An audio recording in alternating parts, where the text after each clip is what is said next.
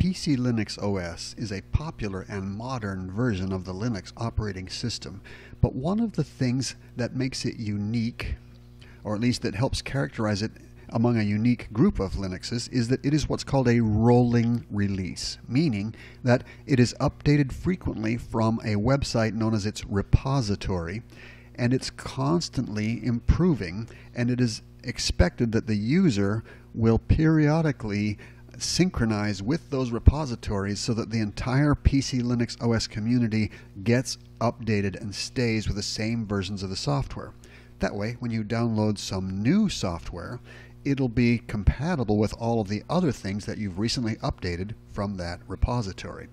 All that is done using a well-known application known as the Synaptic Package Manager. There are two ways to find the Synaptic Package Manager in a conventional installation of PclinuxOs. Oftentimes there's a little icon for it down here in the tray or the panel, and it's also available from the Start menu by clicking PC and then Software Center, and these are all the various tools that you use to keep your software up to date. A prominent one is the Synaptic Package Manager. I'm going to activate it with a left click, whereupon the package manager starts up and demands my root password, which I will now enter. As soon as I do that and click OK, the package manager is loaded and it starts to examine all of the software installed anywhere on my hard disk drive for Linux for all of the users. And there's a big long list of all of the packages I might ever want up here, organized in alphabetical order by title. So the last one here starts with Z, for example, and up at the top of the list, the first one starts with 0 and then works through the alphabet A through Z.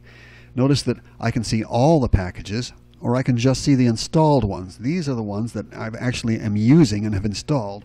And you may notice in the list, this box being dark means it's been installed. So if I go back here to all, you can see, again, only this one is installed among those displayed. And if you scroll down, you can see I only have a small percentage of the software available to me installed. It is commonplace in the Linux community to find that all your software is available for free.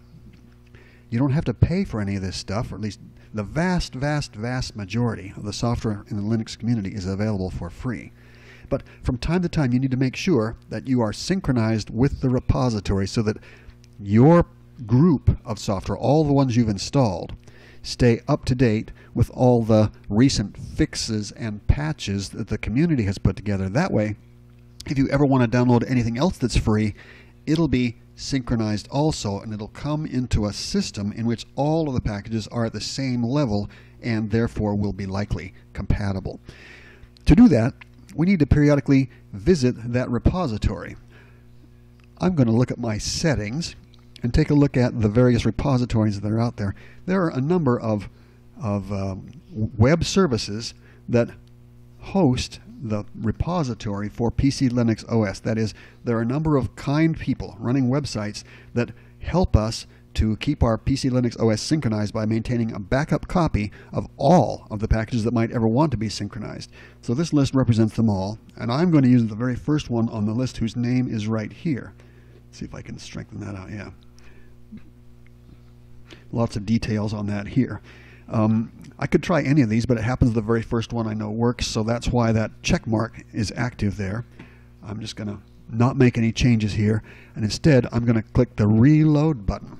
That will go out to the internet, find that website, and download the index files and the control files, the configuration files for this mapping of the software I've got versus the software they've got.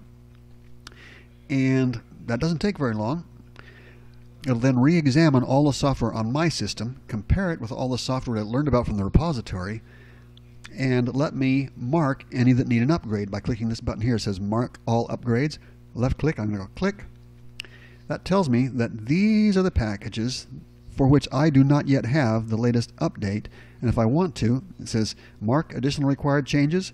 The chosen action also affects other packages. The following changes are required in order to proceed. So to stay up to date with everything and stay compatible with the particular software I'm using as it's represented on the repositories, I need to do jobs with all of these things. Basically, I need to click Mark.